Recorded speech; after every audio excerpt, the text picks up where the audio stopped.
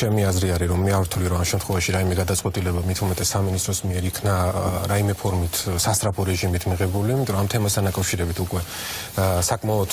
დიდი ხანია მიმდინარეობს მსჯელობა სხვადასხვა წრეებში ამ შემთხვევაში და ვფიქრობ, რომ ის გადაწყვეტილება, რომელიც სასამართლომ ასე ვთქვათ, რომელიც მის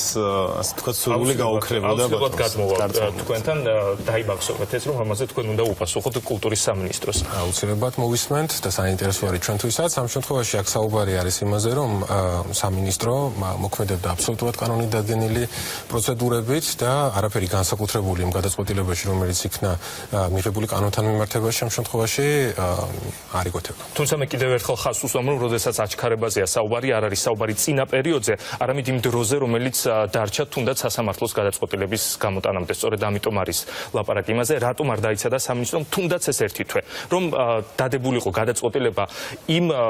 საჩივარზე, რომელიც თვითონ კულტურის სამინისტრომ შეიტანა სააპელაციო სასამართლოში. მე ვფიქრობ, რომ ამ შემთხვევაში აქ საუბარი იმაზე არის, რომ კანონით არანაირი შეზღუდვა არ არსებობს იმასთან დაკავშირებით, რომ როდესაც ხდება პირველი ინსტანციის მიერ გადაწყვეტილების გაჟღერება და შესაბამისად გადაწყვეტილებაში დაფიქსირებული არის ამ შემთხვევაში გარკვეული მომენტები, რაც უნდა გათვალისწინებული იქნას. მიუხედავად იმისა, რომ ეს იყო გასაჩივრებული და ამ შემთხვევაში მიმდინარეობდა უკვე სააპელაციო სასამართლო, რომელიც რამოდენიმეჯერ გადაიდო, როგორც თქვენთვის არის ცნობილი ამ შემთხვევაში, კანონით არის აბსოლუტურად დაშვებული ის, რომ მხარეს შეუძლია იმ, ასე ვთქვათ, გადაწყვეტილების საფუძველზე მიიღოს ყველა ზომა, რათა თავდაპირველად, ასე ვთქვათ, ის ფორმალური მხარე ამ შემთხვევაში, რის გამოც მოხდა ზოგადად რის გამოც იქნა სარჩელი შეტანილი, იმასთან დაკავშირებით, რომ თავის დროზე, როდესაც აღნიშნულ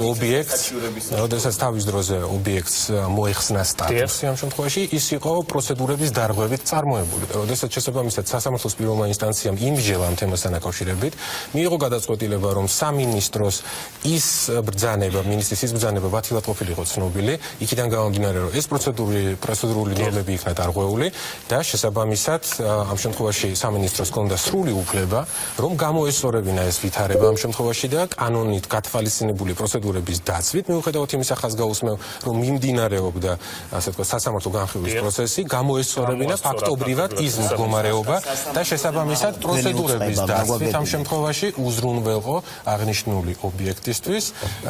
ასე ვთქვათ, კულტურული მემკვიდრეობის დაცვის ეროვნულ სააგენტოში არსებული საბჭო, რომელიც კანონით უფლებამოსილია, რომ იმსჯელოს ამ საკითხზე, იმ ფაქტობრივი მასალიდან გამომდინარე და იმ კვლევებიდან გამომდინარე, რომელიც იყო წარმოდგენილი, მიზანშეწონილად ჩათვალა,